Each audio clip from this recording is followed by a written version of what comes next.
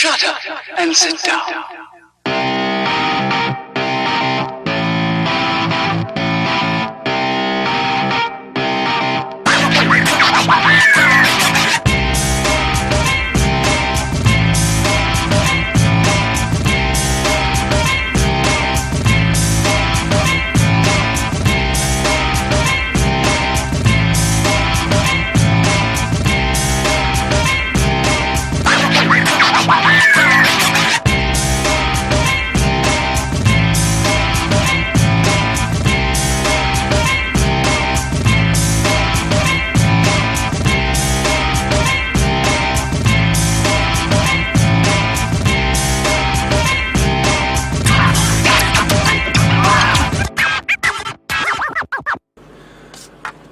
Welcome to part 1 of an Airfix 1/48 scale Supacat Jackal.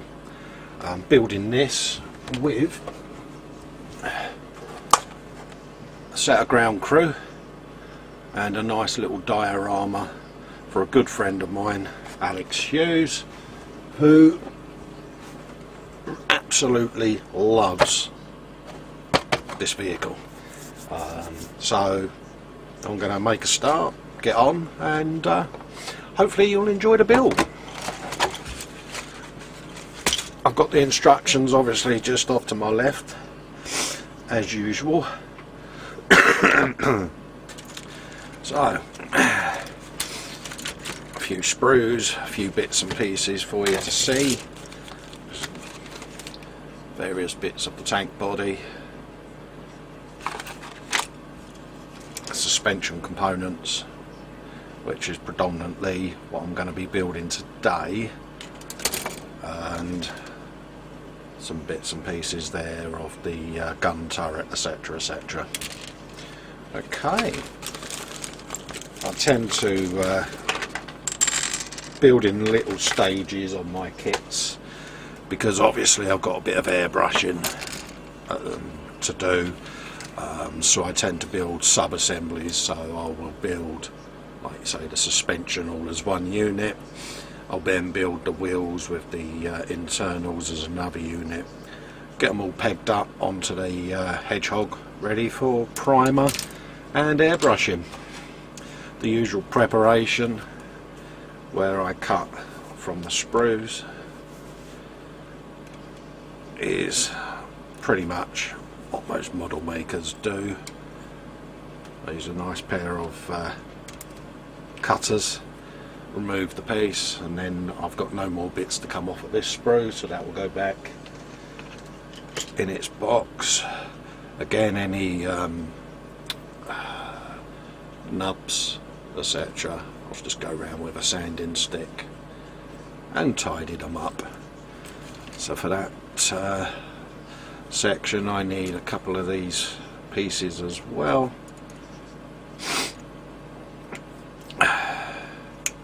You'll have to excuse me, I'm getting over a really bad cold, so I'm a bit off. I do apologise beforehand. Still a little bunged up, still a little bit coffee and snivelly and the like, but I just thought to occupy myself, I'd get on and do a nice little build just out of camera. I'm prepping me glues and me sanding sticks.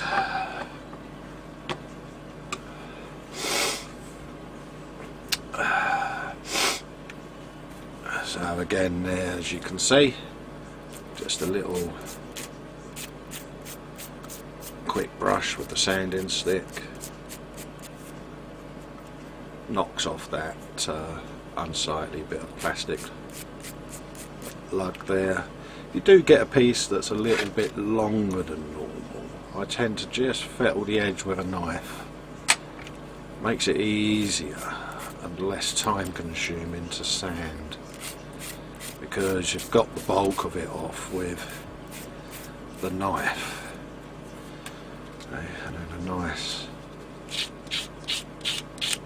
sand with that one. Bob's your uncle. Gone. Finitoed. Same the other side.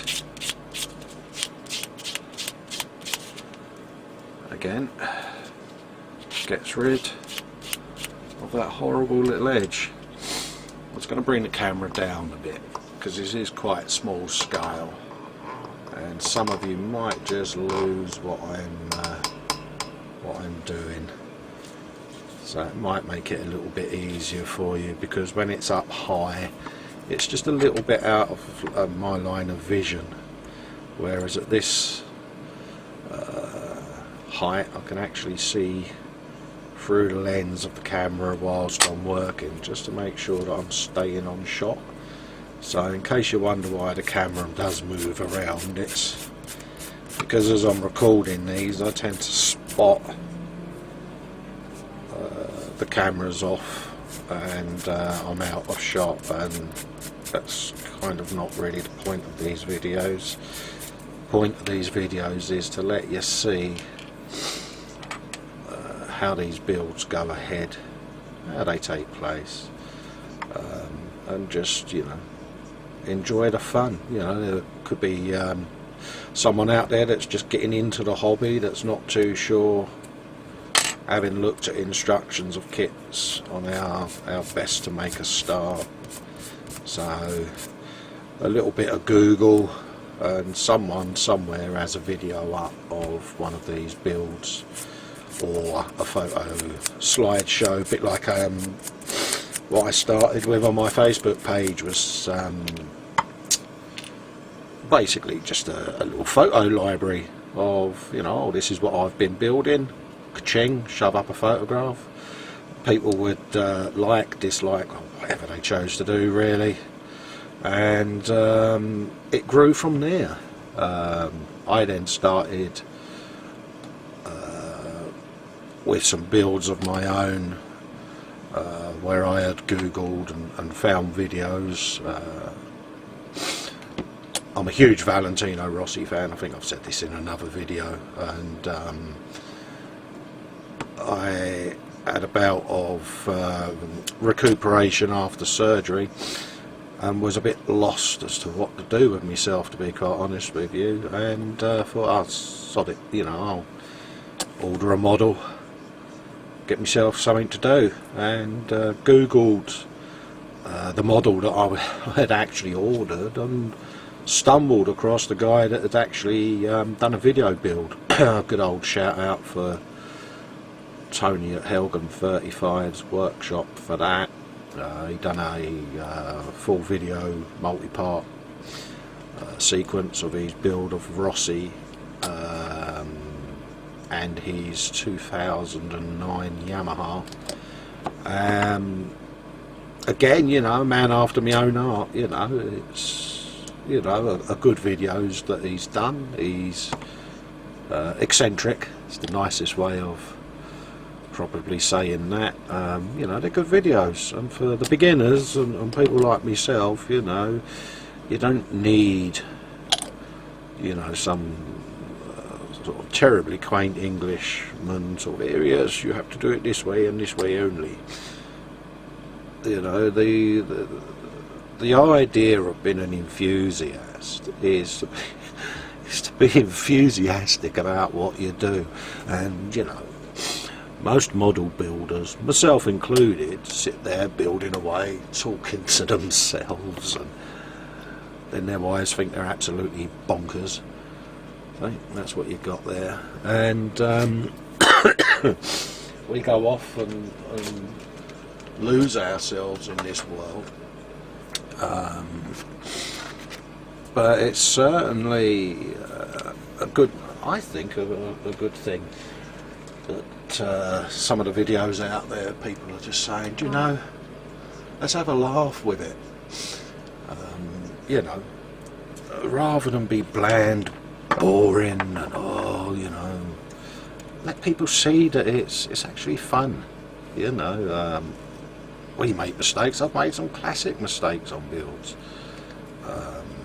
You know, my worst thing for me is actually getting stuff off of sprues. The amount of times I've cut through the piece, and I'm like, oh, really, have I just gone and done that? But with modern glues you can actually recover and salvage a lot of mistakes, and again what I'm doing at the moment to get this off of. Purists would be absolutely cringing. Cannot believe he's just done it that way, but it is easier for me than wrestling with a set of pliers that I don't always manage to grip as well as I would like. It's far easier for me to do it that way and then spend a little bit more time trimming and sanding than trying to shoehorn a pair of pliers in there, or cutters should I say, to get the piece off. You know, that's my way of doing it. It saves a multitude of disasters from happening to me that would normally happen. And like I say, you know, if it works, it works. If it don't do it. You know, but I just find it a lot more easier for me. You know, when you're watching these videos, you know, you'll probably giggle along with me as I drop stuff and sort of mutter profanities under my breath. Everyone has their little quirks, everyone has their ways of doing things. This works for me.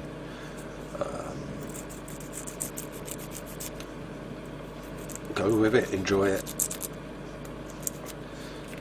make it work for you. Pretty much what I'm doing, nor the squeaking, is on the instructions here. You've got call outs, that's what we've just done. This is what I'm doing at the moment, putting in the suspension struts. We'll then be building this sub-assembly with the anti-roll bars, and that will become one whole assembly. I'll then go on, make the wheels up, all four. So what I'll have is I'll have this full assembly but without the wheels on it, because when it comes to painting, priming and things like that, I like to be able to get into this. So one of the last things I'll attach to this model is going to be the wheels, and then obviously you'll see the underneath of the chassis will go together. So again, I shall put the suspension on and then paint the inner internals, drop it all together, and then get that side of it done. But what we've got to be careful of with this particular build, it's okay if you're building the vehicle on its own, but if you're adding the ground crew, you need to be very, very careful how you build it, because you've got to build it in two halves, because you've then got to assemble the crew, put the crew in the vehicle, and then build the vehicle around some of the crew. As this build goes along, you'll see what I mean. It's far easier for me to continue what I'm doing now than to sort of divert off and try to explain it at length. It sounds worse than it actually is, but believe me, it will look good. But it threw me at first when the pieces or the kits arrived. I tend to read the instructions quite methodically before I even get the model out of the box. I'm there with the instructions, having a look at things, having a look at paint call outs, decal placements, the stages that they recommend to build in, and then I think, well, I'm going to be doing a lot of painting, a lot of weathering, so it just gives me an idea of the sequence that I want to particularly follow for that build.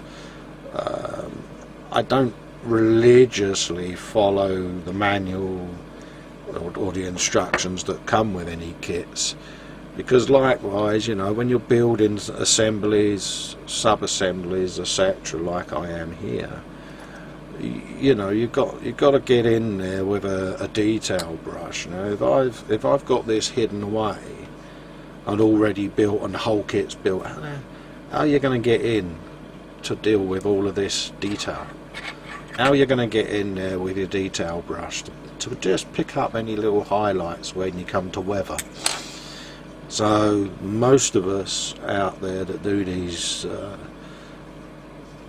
build videos, etc., will go off our own way of doing it, our own sequence to do it, because it works better for us. It works better for when you're trying to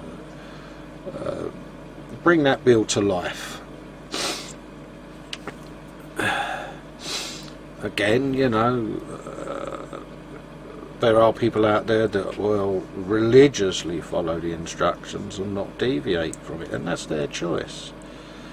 But it's so much easier to build sub-assemblies than it is to try to get in with a detail brush without catching other parts, you know.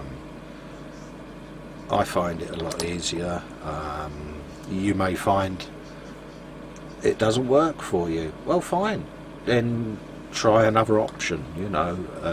It's like anything, you know, my way isn't the only way. But watch some videos from other builders that are on the web, and you know, try a few models and see what works for you.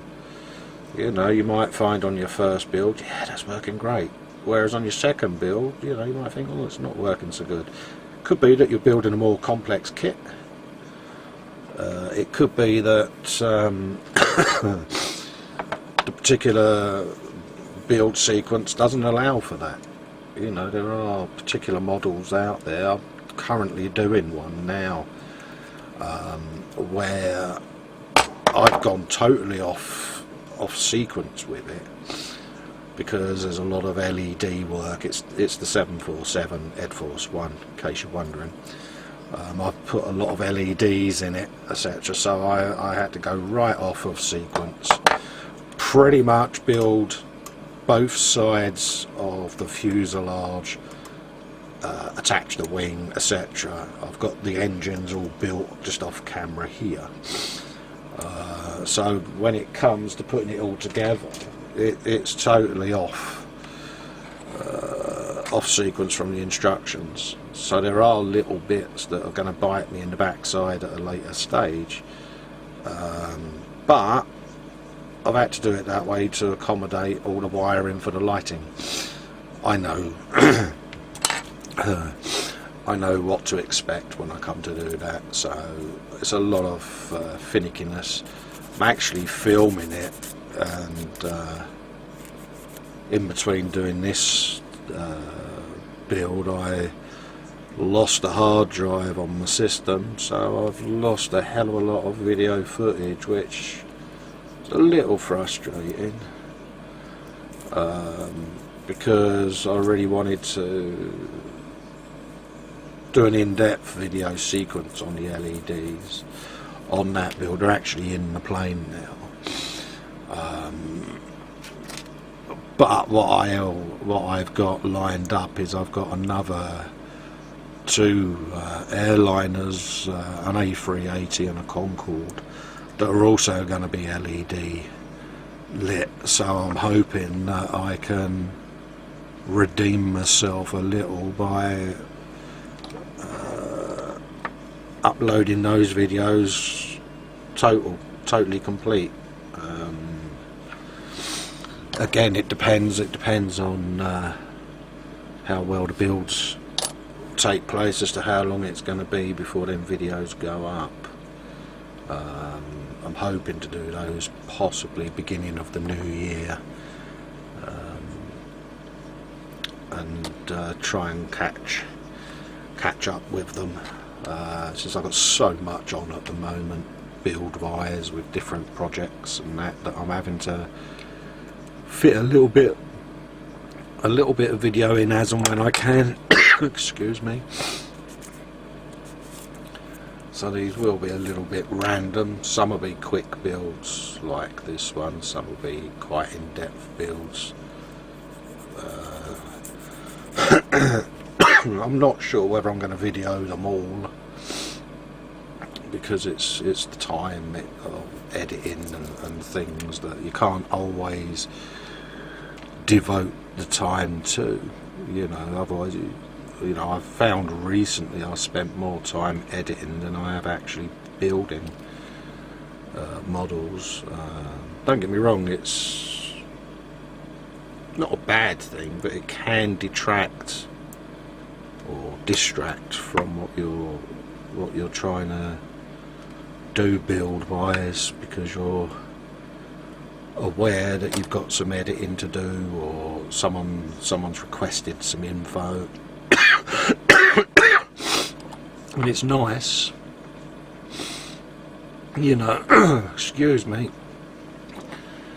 we're all here to help, but it is a hobby after all, and you do want to have fun with it. And sometimes, like you say, through a lot of the other stuff you do, you tend to lose build time, and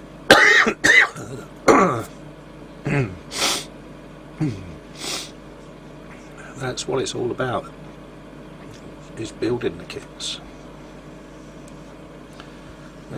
Two tiny little sub-assemblies just off camera there. So some hubs and some steady bars to come in.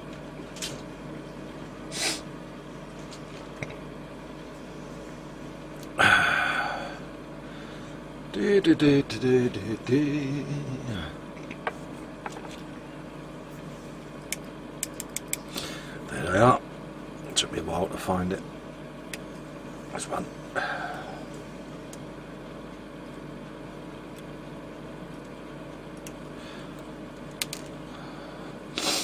There's the second one. Try not to smash the camera with the sprue. A little wiggle, because that one's a bit loose. Could have got the pliers in there, I suppose, but hey, doesn't matter. It came off okay.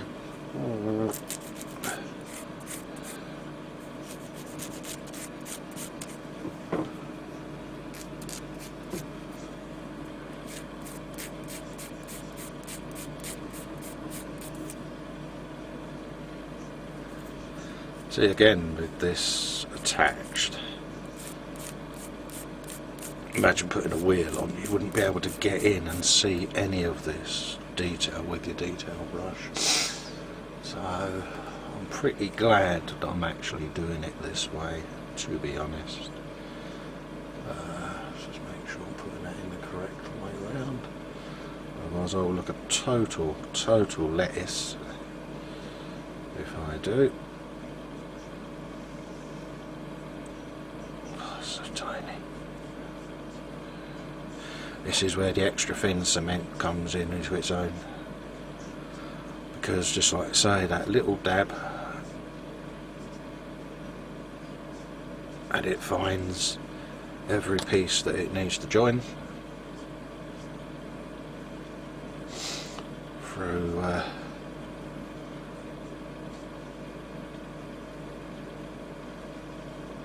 capillary action. A little press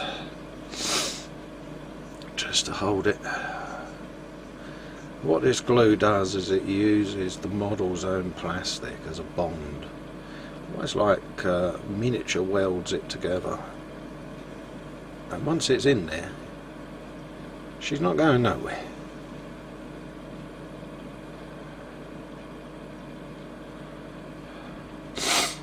A little bit of pressure just to get that joint to stick. And that is that.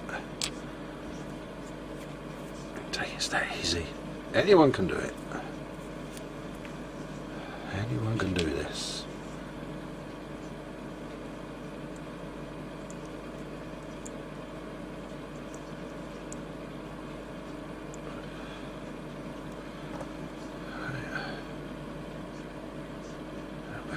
thin on there. Sucks it straight in there, you know. Around the joint. Just what you need. I tend to put a little bit more on than most people would probably do, but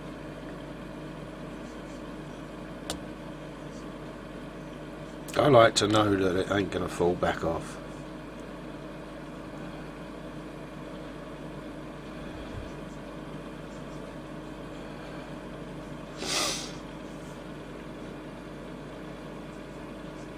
There you go. So that's that. And it's just a matter of getting all your bits and pieces that you need for the build off the sprues, a little bit of sanding, a little bit of smoothing or a bit of gluing, and let it then dry overnight. I tend to usually minimum 24 hours. I'll build these and they'll be sat there for a few days quite happily before I come back to anything. I tend to sort of build these sub-assemblies, get them done. Whilst they're drying, I'll be painting another model off whilst these cure, and I'll just leave them be at the end of the day. They'll be ready when they're ready. They're not going to go anywhere, and it's like anything. If you fettle around with it too much, you risk damaging what you've already done. And having done that in the past, not been able to resist that urge to have a tweak, to have a play, to have a fiddle. It really can annoy you when you see a project you've been working on suffer a little because you've just not been willing to wait. And we all do it, you know. We're all children at the end of the day. We all like to get these things built. You'll notice I use these pliers a hell of a lot. It's because I shake. It's so frustrating at times, especially when you're trying to do a video.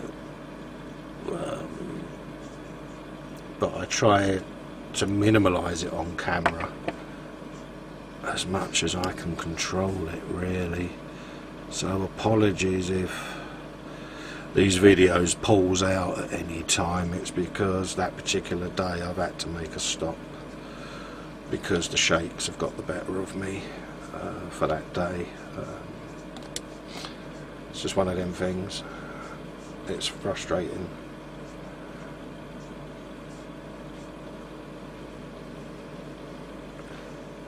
But you know, other people have issues.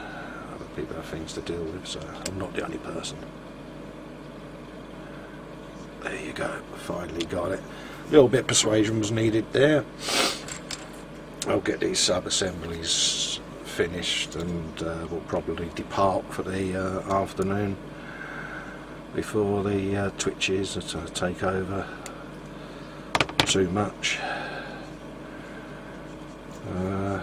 Because otherwise, you know, you'll end up getting frustrated with yourself.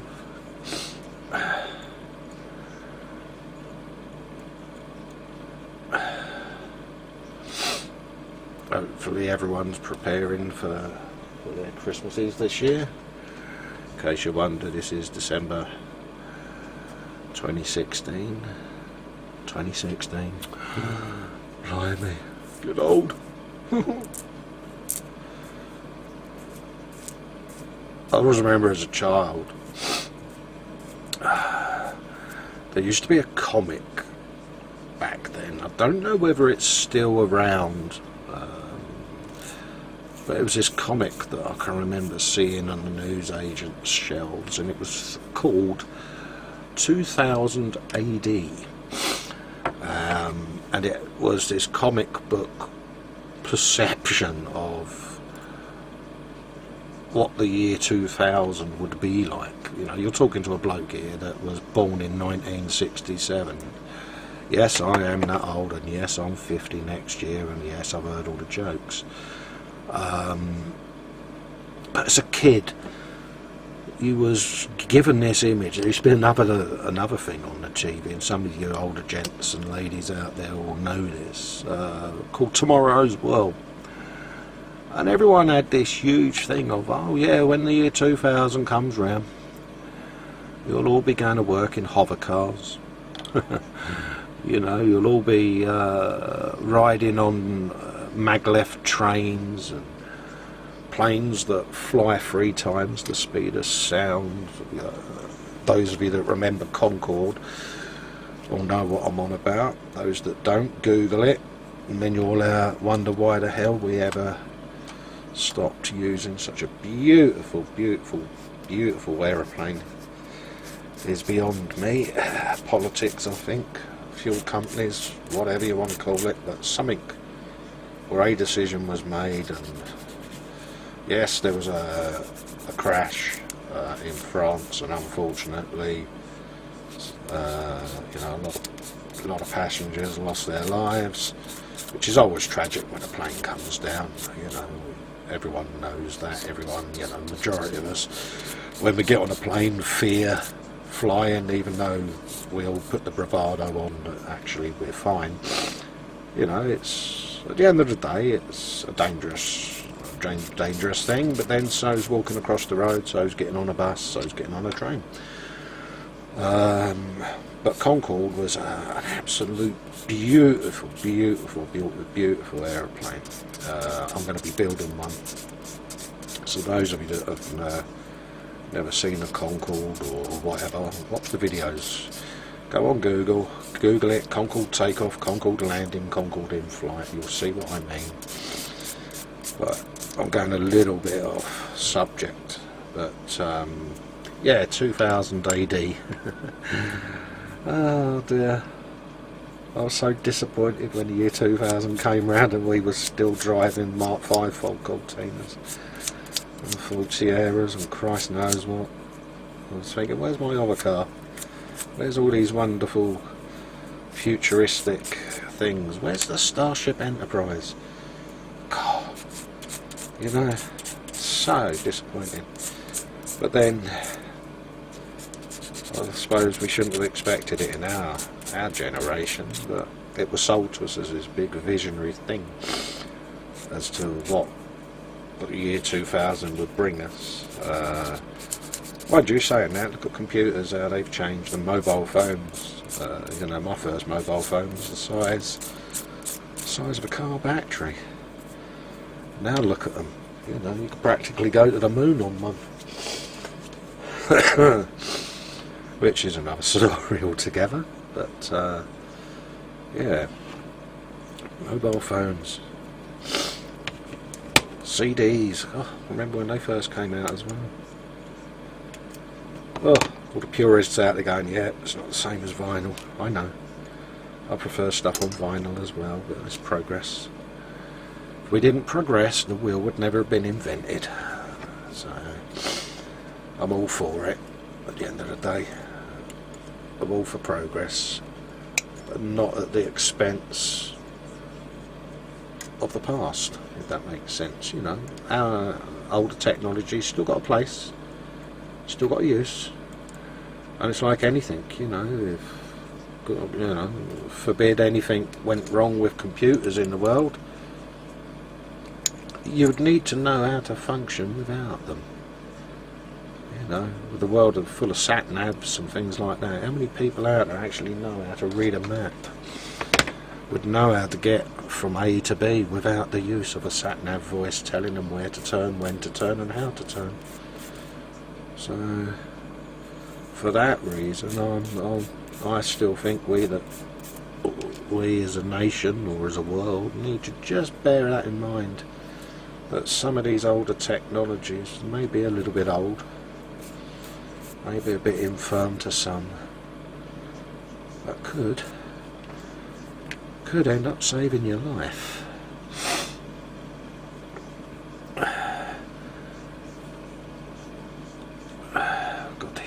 tiny. Damn, they're tiny. I think that's my fingerprint more than the plastic going there, but needs must.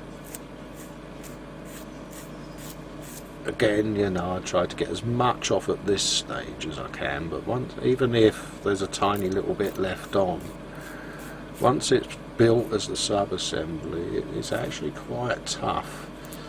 So you should then be able to go back in with a sanding stick or whatever your choice of finishing implement is, and get rid of it. What I tend to do is what I'm doing at the moment is I just try to get as near to the piece with the knife. See, it just fires off the little bits as well. Less to sand off, less to do, and that's what the cutting mat comes in handy for, you know, because it just lets you get right up tight to the piece with a knife. You're using the cutting mat's resistance or flexibility, sorry, to cut into, and the piece should be intact when you're done. Because I mean, these are quite fine pieces that I'm using here, you know, compared to the thickness of the knife blade. You know, they're not that much thicker, but they seem to have stayed in place. So just going to put a little dab on there, a little dab on there, so that when I drop these bad boys in, we can get them suitably in place. Like that.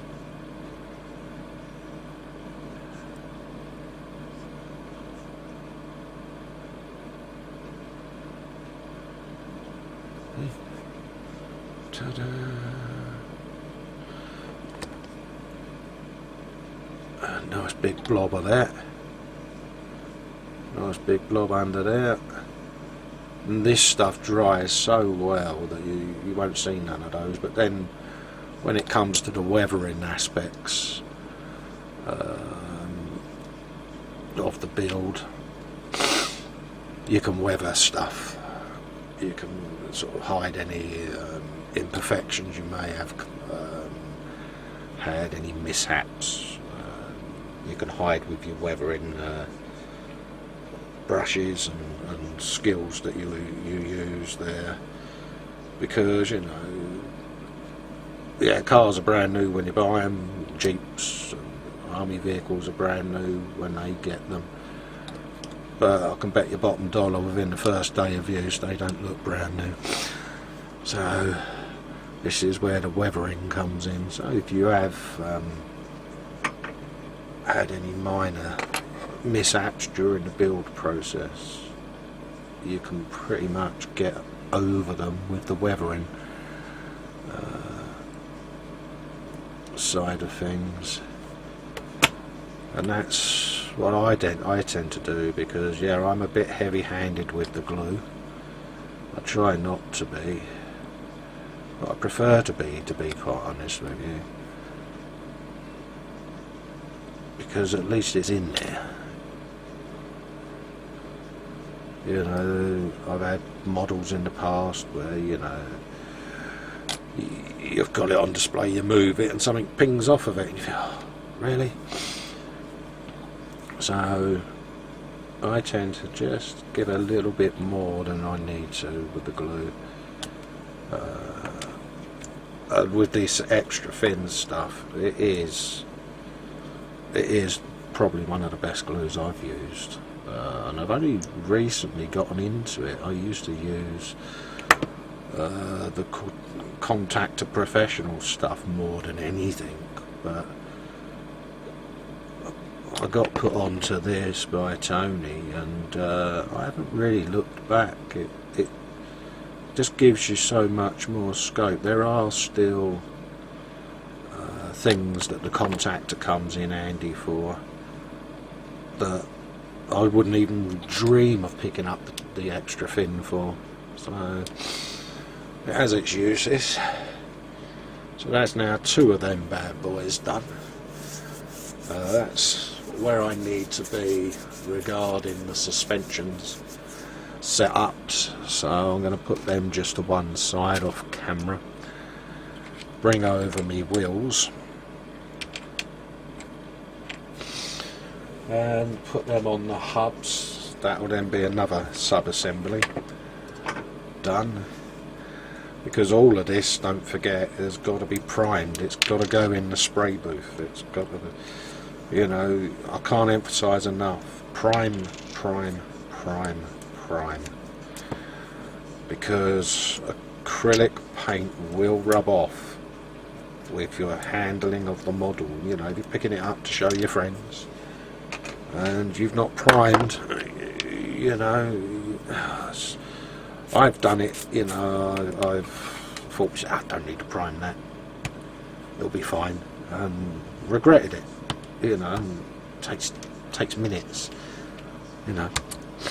Do what I do, build it as sub-assemblies, and just one session on the airbrush, you know. I tend to have 2, 3, 4, sometimes 5 kits on the go at any one time, you know, with their own hedgehogs all ready to go, and I just get in there with the airbrush and get it built, get it in there. These are pretty straightforward pieces to put together. A little bit of glue, that's all it needs, just inside there. And that's it. There's a wheel. Didn't put rubber tyres on this. Again, you know, it's pardon me.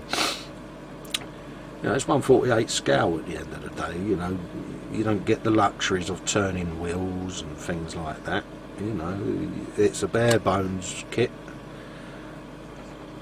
You know, so it's not going to have super sexy, go faster spinning wheels and all of that detail, but the detail it has got is actually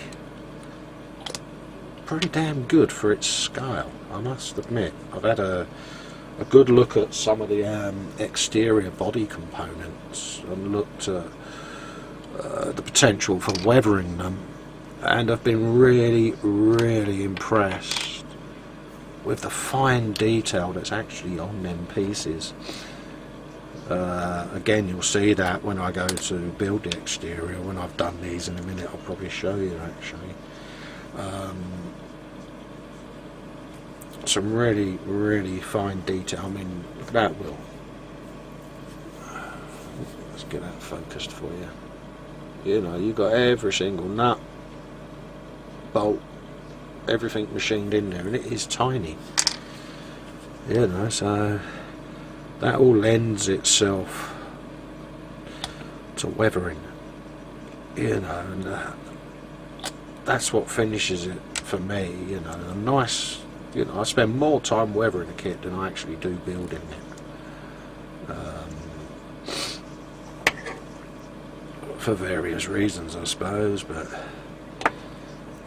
I enjoy weathering. You know, I'm not the best at it, not by a long shot. You know, there's people out there that do fantastic weathering on Gumpler stuff. A lot of military builders out there that do some beautiful, beautiful, beautiful work on Tiger tanks and things like that. I'd love to be up to their standard, but I don't think I am. You know, some people think I am. You know, I've been complimented on my detail work many times, which is really, really is flattering. But you know, it's like anything. I still think there are people out there that do it that much better. But see, there you go. It's a prime example. All the tiny little rivet heads and everything on there, bolt heads and that. You know, so. There's some fantastic work on these kits. various shovels, axes and things, bits of netting detail. All lends itself to the weatherer.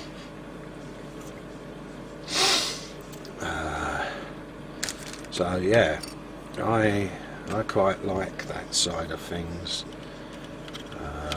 There are again some fantastic videos out there on weathering, on Google, weathering tutorial videos.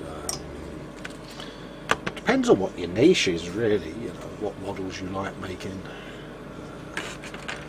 what builds interest you, as to how you progress, you know. So some builders have a particular genre that they stick to, you know, that's what I want to build, that's the type of model I'm going for, and that's all they will ever build. So, you know, some people are trains, some people are planes, some people are cars, some people are bikes, you know, and you'll say to them, oh, why don't you build this? Oh no, I only ever build motorcycles, I don't build anything else. I like to build anything and everything. That's the whole idea of it for me, challenge myself. Works for me, I enjoy doing it that way.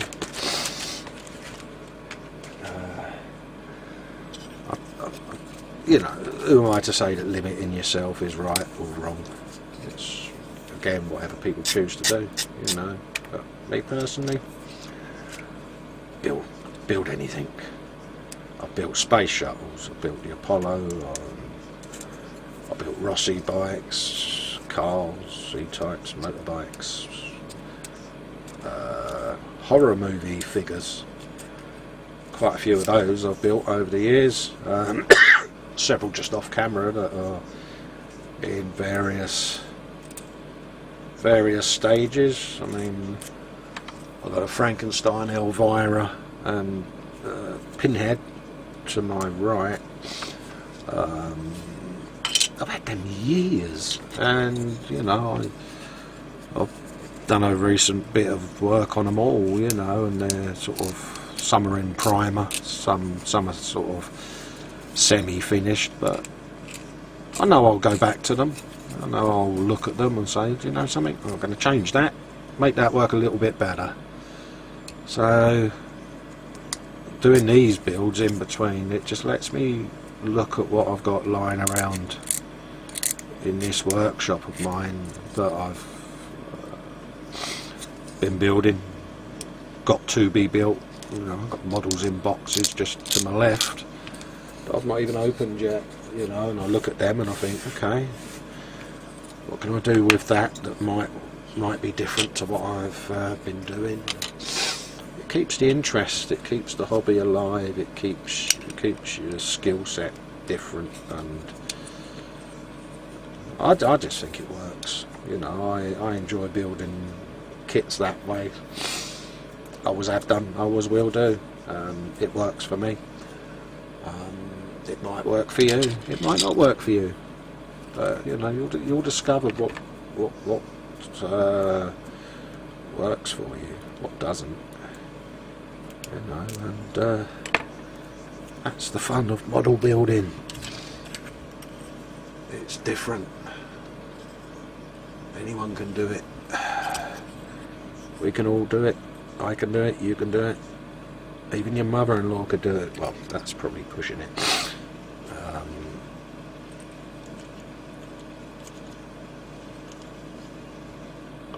Just make sure that looks reasonably accurate.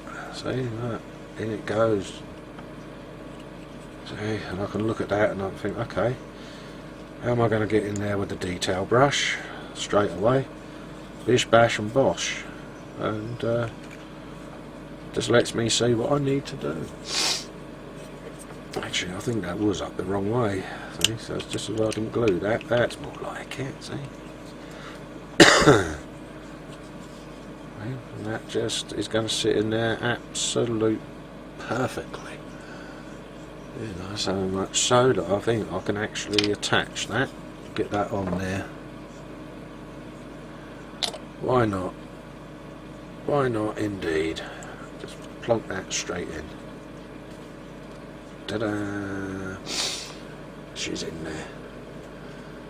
But it just makes so much difference with building models.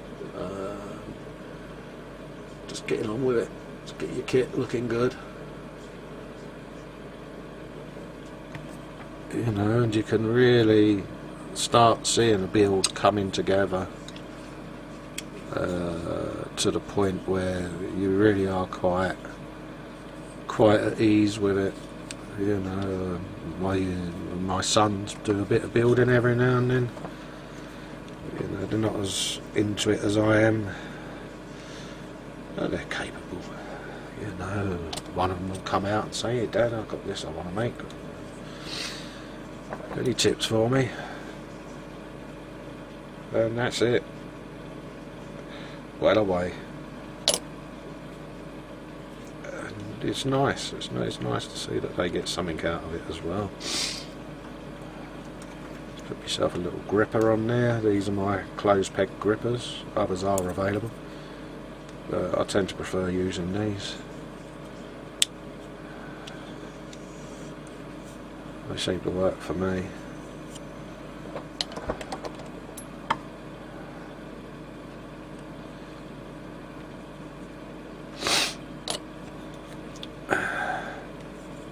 Gets this little section done then.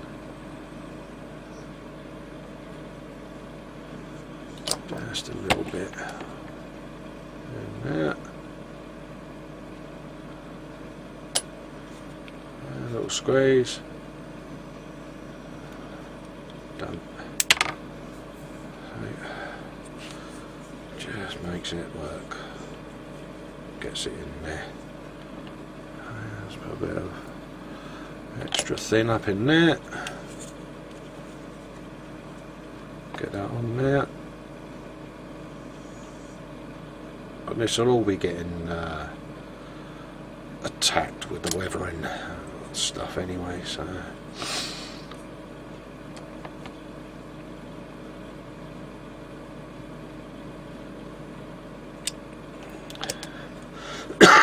excuse me, coughing away.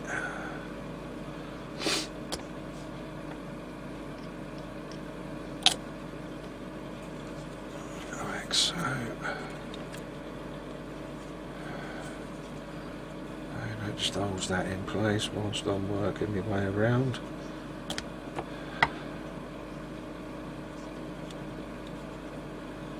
Ka-ching, ka-ching, and ka-ching.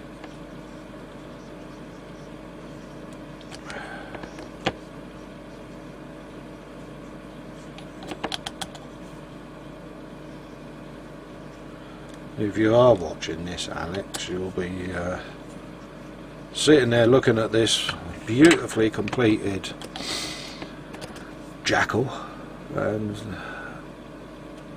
your initial surprise and wow, you'll now be looking back, sitting there looking at that, thinking, that's how he done that then. I'm wondering how he managed to get that to look like that.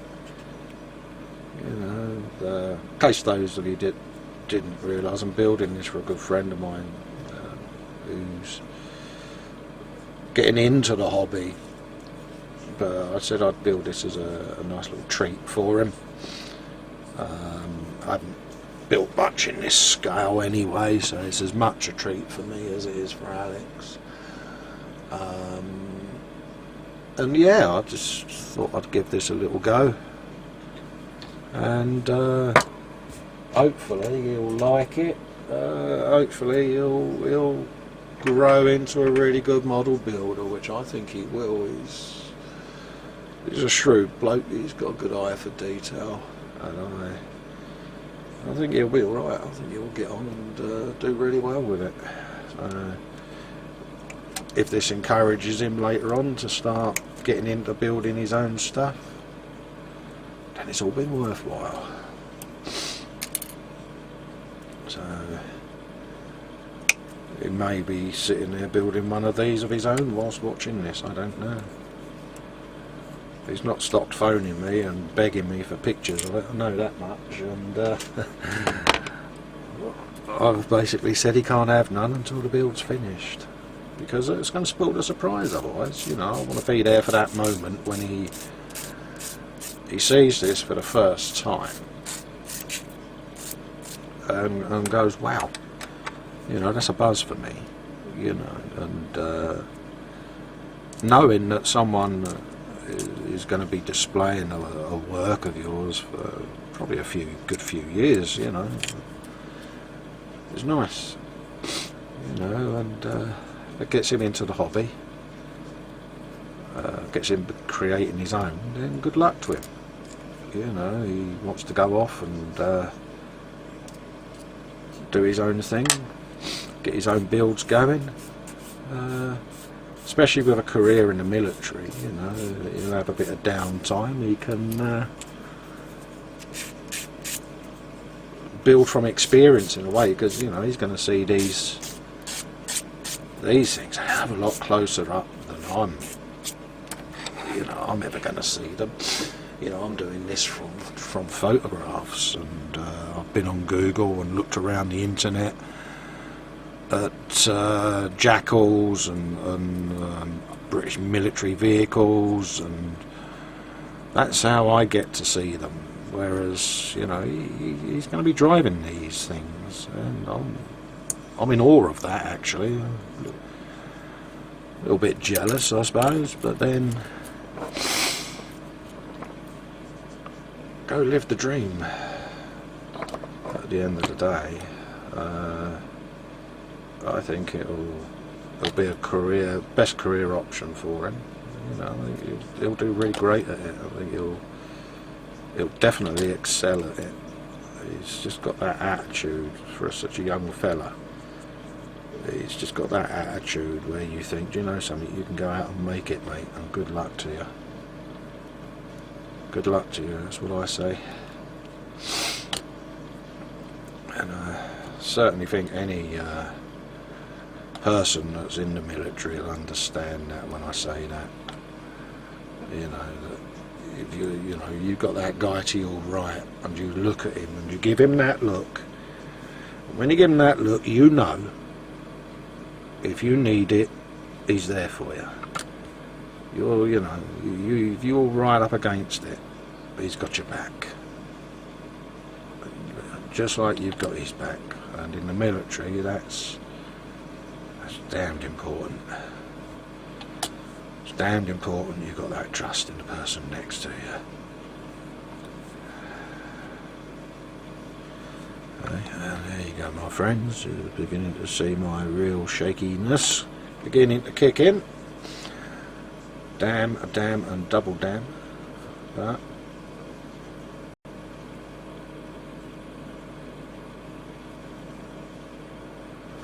another piece done, and it's literally sub-assembly after sub-assembly, getting them made, getting them on there,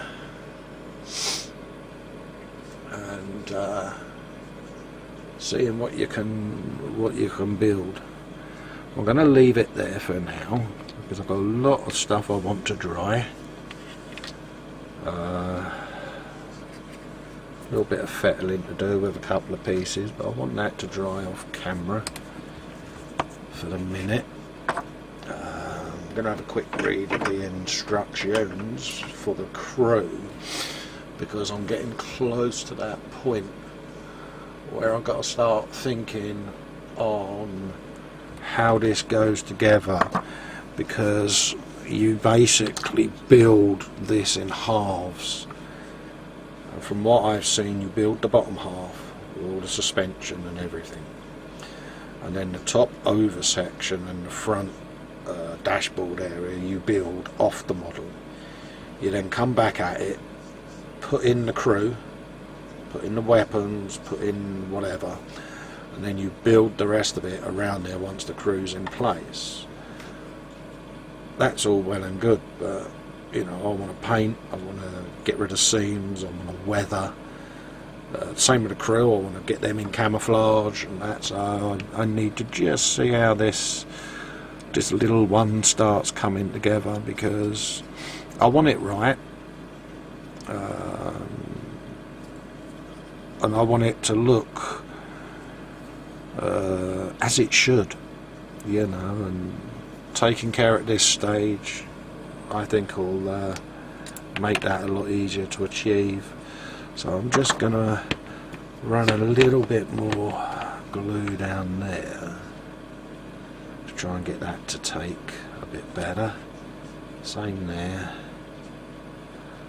and do the other side, and then wander off.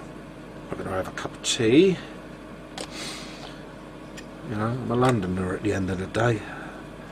Londoners and kettles go hand in hand. You go into any Londoner's house, there's never a cold kettle. There's a shortage of tea bags, but there's never a cold kettle. I'll show you the instructions for the crew. You'll probably see what I mean. See, there's the picture of the completed Jackal. And it's these guys. So all of this front section and this overframe you have to put on after you've got these two guys in, assembled and built. Same with the turret, the rear gunner. Alex is probably cringing now because I've got the name and role of the guy wrong. Hey, but it's built in halves. And excuse me again. There's all your different crew people. Just move the camera up now. See, there's all the crew people. Sniper and people, but straight away it will tell you in the instructions there you've got their torsos with one arm on that one. You then fix them to the chairs and the chairs go in. But if you notice here on the Jackal itself, there is no front section whatsoever on the kit. It's literally at the seats going in stage, and then there is the completed dash assembly. Goes on once they're in. So it's little things like that, because I'm at this, excuse me, just leaning off camera, on the actual Jackal vehicle. We've just completed this section, so I can put in, by the look of this, I can complete that with the roof bars. That can go in. Not sure what that piece is there. Oh yeah, that's the rear bars. So I can do that. I can do the sides, but I have to not put in the ammunition. I can put in the seat backs, and then these guys go in on the seats there. So it's that section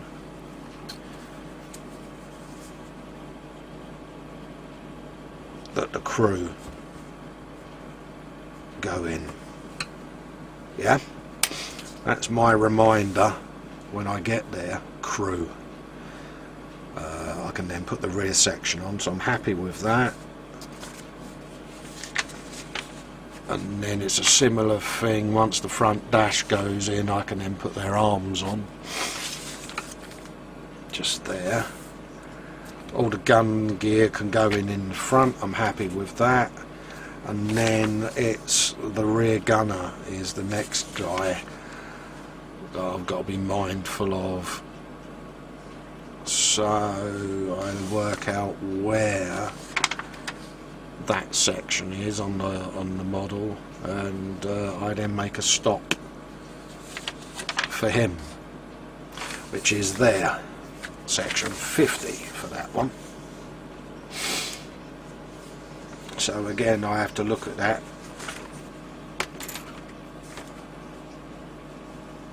Crew on that section. It's just a little reminder for me that before I affix anything permanently to that frame. I can build everything else, but these two sections here, I need to make sure that I've got our man there ready, so that he can then drop straight in to the vehicle. See, there it's actually got this section on, but not this section. This section stays off until he's in place. But again, I shall dry fit everything on there just to double check and make sure. And I think he's the only guy that goes in there. Yeah. So a couple of little bits just to be mindful of there on the instructions. So I think I'll let everything start to dry and come back at it and get them little bad boys sorted.